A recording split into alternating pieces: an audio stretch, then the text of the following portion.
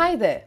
Today we shall learn how to construct a triangle when the base, one base angle and the difference of two sides are given.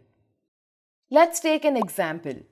We need to construct a triangle ABC where BC is 8 centimeters, angle B is 45 degrees and AB minus AC is 3.5 centimeters. How do we go about it?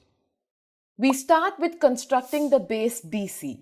For this, we will draw a ray BY and from the same ray, we cut off BC is equal to 8 centimeters. Next, we construct the base angle which is 45 degrees. We can construct this by bisecting a 90-degree angle. Let's call the angle as XBY. Now, the only missing element is A.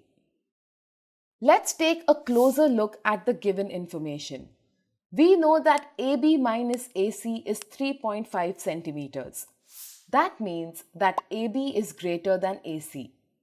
Now AB is the side of the triangle that contains the angle B, which is one of the base angles given.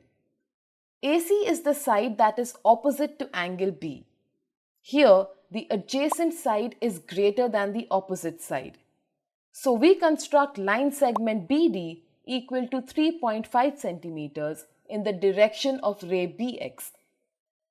Next, we join CD. Joining C and D gives us another triangle BDC, but we have to construct triangle ABC.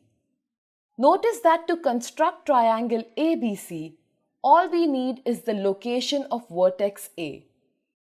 We know that the vertex A should lie somewhere on the ray BX. But where exactly? Let's think about it. We have already marked the difference between the sides AB and AC on the ray BX, which is 3.5 centimeters. So now, as excess length of AB is out of the picture, the remaining length between AB and AC should be the same. That is, vertex A should be equidistant from point C and D. So how do we locate the vertex A if it is equidistant from point C and D?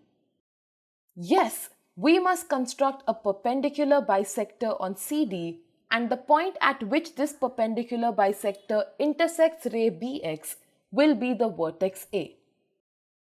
So let's construct the perpendicular bisector of CD and name the point at which the perpendicular bisector intersects BX as vertex A.